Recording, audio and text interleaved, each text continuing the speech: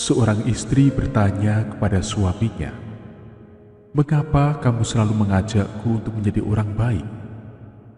Si suami tidak langsung menjawab istri yang sangat disayanginya itu.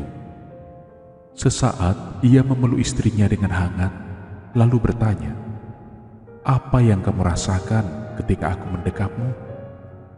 Si istri menjawab singkat, "Bahagia."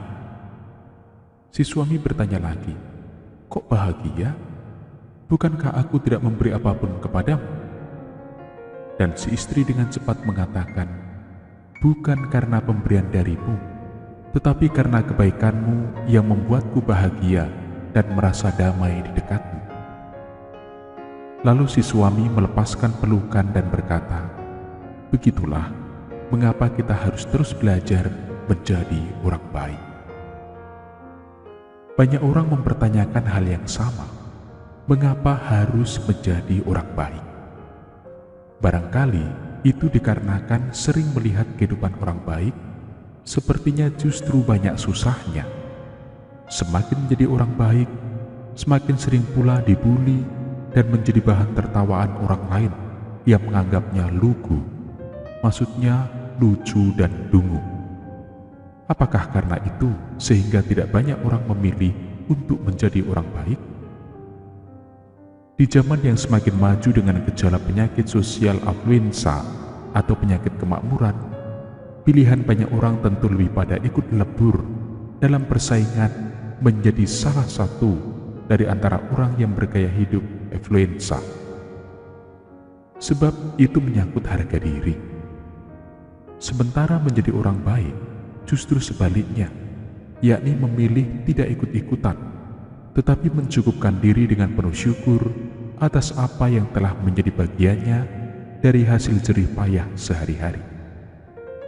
Pilihan menjadi orang baik itu ibarat menjadi biji sesawi dalam perumpamaan Yesus. Ia hanya kecil seolah tidak berarti, namun ketika telah menjadi pohon rindang, ada banyak burung bersarang di ranting-rantingnya dan memberi hawa sejuk kepada siapapun yang berteduh, tidak peduli apakah orang baik atau orang jahat.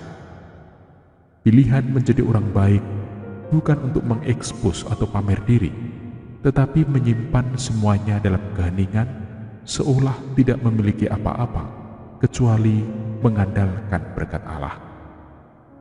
Namun orang yang demikian akan selalu terbuka atau siap menampung segala kegelisahan dan kesusahan orang yang diceritakan atau bahkan ditumpahkan kepadanya.